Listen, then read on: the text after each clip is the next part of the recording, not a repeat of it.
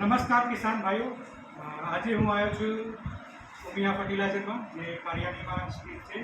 તો આજે મારા સાથે ઉમિયા ફર્ટિલાઇઝરના બંને ડીલર મોજૂદ છે, રાજુભાઈ અને કેતનભાઈ.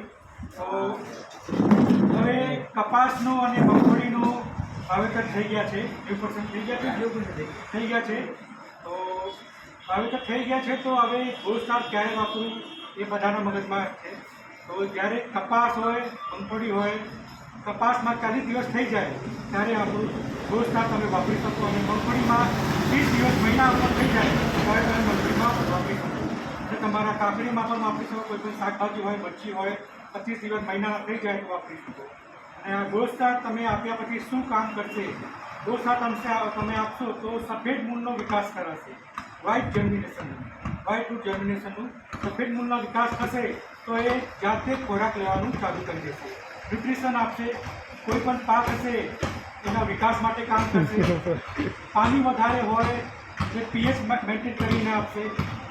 અને મેઇન વાત, કેટલા દિવસ સુધી આ કામ કરે. તમારે કોઈ પણ પાક હોય 5 દિવસ સુધી પાકમાં કામ કરે, વિકાસનું કામ કરે, ઉત્પાદન પણ તમને આપીને આપશે.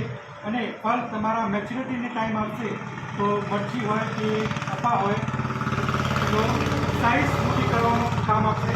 અને જે અત્યારે વરસાદનું ચાલે છે, 40-45 દિવસનું કપાસ થઈ જાય છે, તો ફૂલ કરવાનો પ્રશ્ન પણ વધારે આવે છે. તો ફૂલ કરવાનો તમારો પ્રશ્ન પણ અટકાવશે આ ગોસ્ટાર, અને સારા ઉત્પાદન આપશે. તો તમે શું બોલવા માગો છો રાજુભાઈ? સારી છે. તમે જે કીધું ને એ પ્રમાણે રેડી છે. બીજા નંબરમાં સિલાઈ શું છે?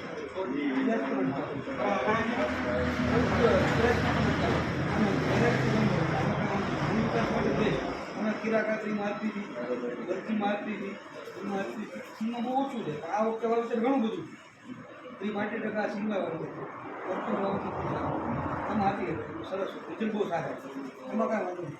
તમે ફિલ્ડ ક્રોપ હોય તો 7 વીઘામાં 1 કિલો વાપરી શકો, અને શાકભાજી હોય, કાકડી હોય એમાં 5 વીઘામાં 1 કિલો તમે વાપરી શકો.